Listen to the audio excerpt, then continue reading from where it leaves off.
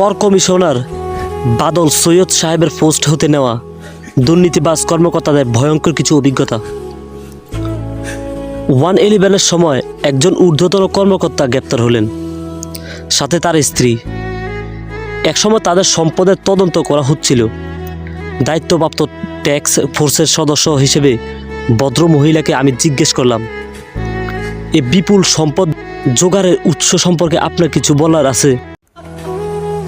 তিনি উত্তর দিলেন, আমার হাজব্যান্ডকে জিজ্ঞেস করুন, তাকে আপনারা জেলে দিন, ফাঁসি দিন, কিন্তু আমাকে নিয়ে টানাহেঁচড়ি করছেন কেন? আমি বললাম, কিন্তু আপনি তো তার সম্পদের সুবিধাভোগী।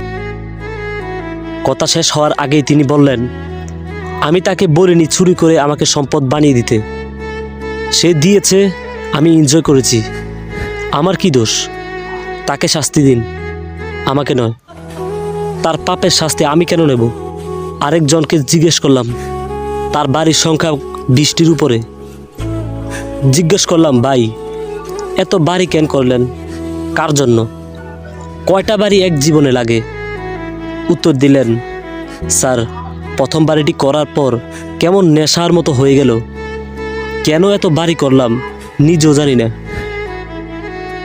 এর কিছুদিন পর জামিনে থাকা অবস্থায় তার মৃত্যু হয়। কয়েকদিন পর তার আইনজীবী মৃত্যুর খবর দেওয়ার জন্য অফিসে এলেন। তখন শুনলাম ভয়ঙ্কর এক কাহিনী। ভদ্রলোকের নাকি 2 বিয়ে ছিল। তার লাশ উঠানে ফেলে 2 পক্ষ তীব্র ঝগড়ায় মাতল সম্পত্তির বিলি বন্টন নিয়ে। উভয় পক্ষের জেদ, তাকে দাপন করার আগেই এই বন্টন নিশ্চিত করতে হবে। অনেকে বুঝালেন, যা হবে আইন অনুযায়ী হবে। কে শোনে কার কথা? উভয় পক্ষের দাবি তাদের প্রাপ্যতা বেশি। তারা ঝগড়া করছেন আর সম্পদ উপার্জনকারীর লাশ উঠানে পিঁপড়ে খাচ্ছে। অন্য আরেকজনকে জিজ্ঞেস করলাম, অতি পদস্থ কর্মকর্তা ছিলেন তিনি। আমার সাথে দেখা এই শতকের প্রথম দিকে। তখন তার বয়স ছিল প্রায় 85।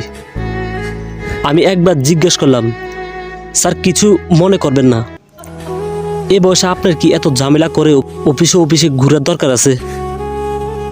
বাড়িতে আর কেউ নেই। তার চেহারা কুঁচকে গেল, সেখানে কিলবিল করতে লাগলো হতাশা। তিনি বললেন, আপনি আমার পুত্র না, নাতির বয়সী। আপনাকে একটা কথা বলি, চাকরি জীবনে আমি প্রয়োজনের চাইতে বেশি কামিয়েছিলাম। সেটি আমার জন্য অভিশাপ হয়ে দাঁড়িয়েছে। একটি মাত্র ছেলে ছিল, পড়াশোনা করেনি, সারাদিন ঘুমায় আর সন্ধ্যা হলে ক্লাবে গিয়ে মদ নিয়ে বসে। মাঝরাতে পার মাতাল হয়ে বাড়ি ফিরে আমাকে অসাব্য ভাষায় গালিগালাজ করে। ভোরের দিকে ঘুমায়, সারাদিন বিছনায় পড়ে থাকে। বিয়ে শাদিও করাতে পারি নাই। বলতে বলতে তিনি কাছে ঝুঁকে বললেন, ভাই আমার ছেলে মানুষ হয় নাই কেন জানেন? আমি তার দিকে তাকিয়েছি।